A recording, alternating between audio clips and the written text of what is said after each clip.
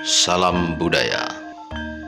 Selamat jumpa kepada seluruh pecinta sejarah, penikmat channel Purbo Sasongko. Kembali kita lanjutkan kisah petualangan Warok Gunung Pekat, yakni Suro Gento. Dalam segmen sebelumnya diceritakan Jin Gento dan Warok Suro Gento ngeluruk Kademangan Wonokerto mengejar kemana arah larinya Warok Gunoseco dan Suminten.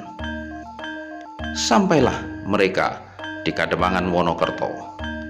Warok Suromenggolo kemudian menerima kedatangan Suro Gento dan juga Jin Gento. Panjang lebar kemudian Warok Suromenggolo berkata kepada Suro Gento bahwa apa yang dilakukan tersebut kurang tepat. Perkataan dari Warok Suromenggolo ternyata mengakibatkan Warok Suro Gento sangat tersinggung.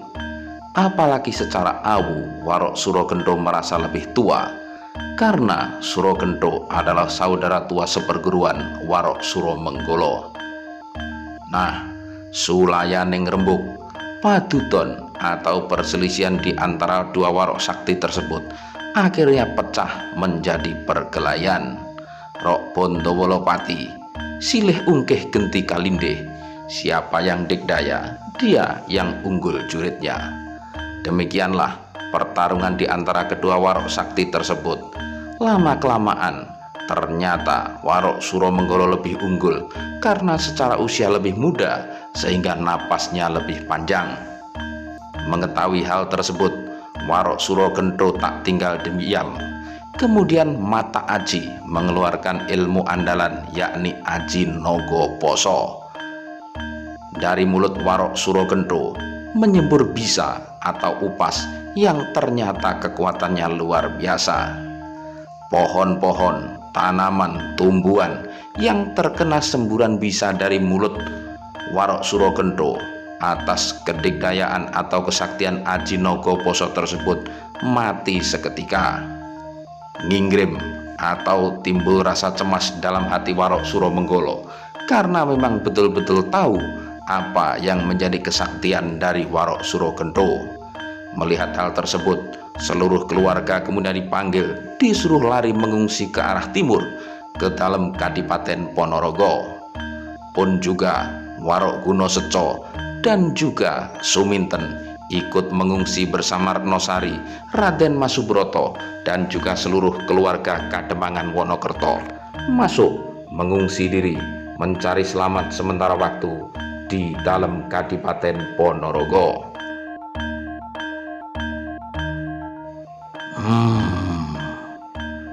Suromenggolo, durung nganti bucek kulitmu, putung baumu, dene wis mlayu kowe. Ayo balyo, iki tandingmu, iki mungsuhmu. Aja mung kowe, kerikno sak cindhil lapangmu ora bakal aku wedi. Ya iki Suro Gento, warok ing Gunung Pekat. Rakyat Kademangan Wonokerto pun ikut menjadi ketakutan karena mendengar sesumbar dari Warok Suro Gento tersebut. Ya, mereka pun kemudian juga berbondong-bondong, berduyun-duyun mengungsi ke dalam Kadipaten Ponorogo, menyelamatkan diri dari kekejaman Warok Suro Gento dan Jin Gento.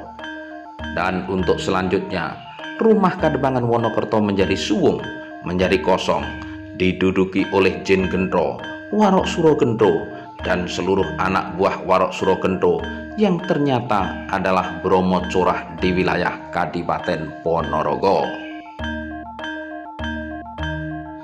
Kewirangan, malu luar biasa, demikian yang dirasakan Warok Suromenggolo pada saat itu. Malam harinya, setelah semua dirasa aman, berdua dengan Warok Gunoseco, Suromenggolo menuju Gunung Lawu menghadap sang guru, yakni Kanjeng Sunan Lawu.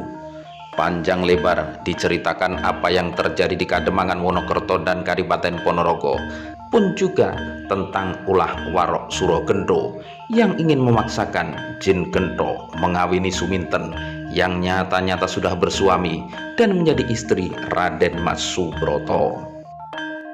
Sektine Suragenta iku merga ana kang kanggo andel-andel, kang wong liya durung duweni, durung duat kanggonan, yaiku kanggonan aji-aji sing karan naga pasa. Abape utawa sembure dadi upas kang mandi.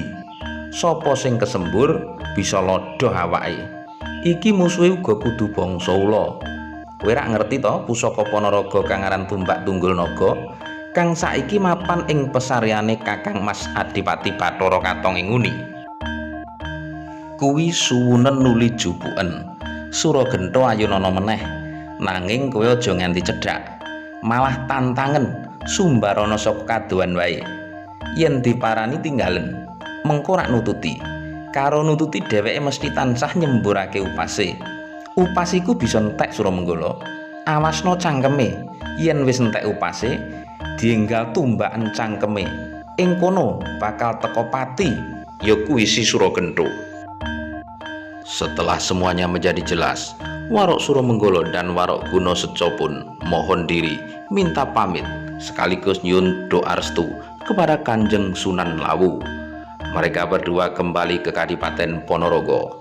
Pagi harinya, Suramenggala dan Gunaseca segera mempersiapkan diri untuk menantang perang Warok Suragenta para anak buahnya. Ya, pagi itu juga Warok Suramenggala sudah menuju ke dalam Kademangan Wonokerto, kemudian masuk ke pendopo. Terlihat di sana para warok anak buah Suragenta tertidur mengorok di tengah pendopo. Kemudian saat itu juga Suramenggala masuk ke dalam. Dilihatnya Suragenta sedang tertidur, ditendang dadanya sambil berkata, "Hei Suragenta, yangsat tangyo, aja enak kapiye nak turu ana mae wong. Sawangen aku sapa?"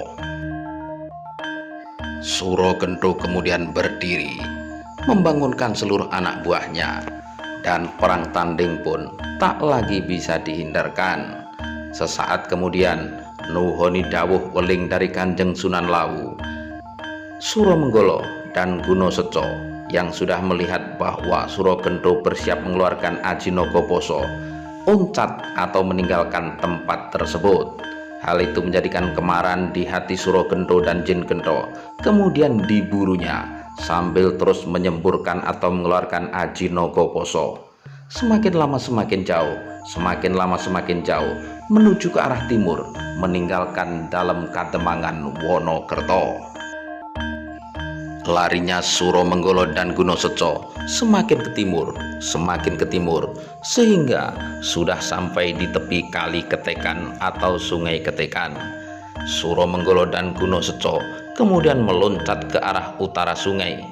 Suragenta pun kemudian terus mengejar sambil menyemburkan bisa dari aji naga pasa. Semakin lama, bisa yang keluar dari mulut Suragenta tersebut ternyata sudah semakin menipis dan seterusnya habis. Mulutnya dibuka lebar-lebar, semakin lebar, akan tetapi ternyata tak ada lagi bisa yang keluar. Tanggap Warok Suramenggala kemudian mendekat membawa tombak tunggul naga. Mulut Suragenta yang sudah tak lagi berdaya ditusuk dengan tombak tunggul naga sekuat tenaga sampai tembus ke punggung. Sabelopati, demikian Jin Genta, melihat gurunya Suragenta tewas, mengamuk sejadi-jadinya. Akan tetapi berhasil ditangkap oleh Suramenggala. Kemudian Jin Genta diikat pada sebatang pohon jambe. Tempat tersebut untuk selanjutnya dikenal sebagai Desa Jimbe yang sekarang. Sementara tempat kematian Warok Suragenta untuk selanjutnya diberi tetenger atau disebut sebagai Dusun Gentan. Ya, meskipun bermusuhan, akan tetapi Warok Suramenggala masih ngerti unggah-ungguh, apalagi Suragenta adalah kakak seperguruannya. Kemudian jasad dari Warok Suragenta dimakamkan di tempat tersebut, yakni di Dusun Gentan, asal dari kata gendoan. Sebagai tetenger di dekat tempat tersebut, kemudian selanjutnya dibangun masjid. Ya, ini adalah sebuah pelajaran bagi kita semuanya. Sesakti apapun, sedikdaya apapun, ketika kita berada di pihak yang salah, seperti halnya Suragenta, salah bakale seleh. Semoga menjadi bahan pelajaran bagi kita semuanya. Tetaplah berbijak pada kebenaran, seperti kekokohan hati Warok Suro Menggolo. Terima kasih sudah menyimak video ini.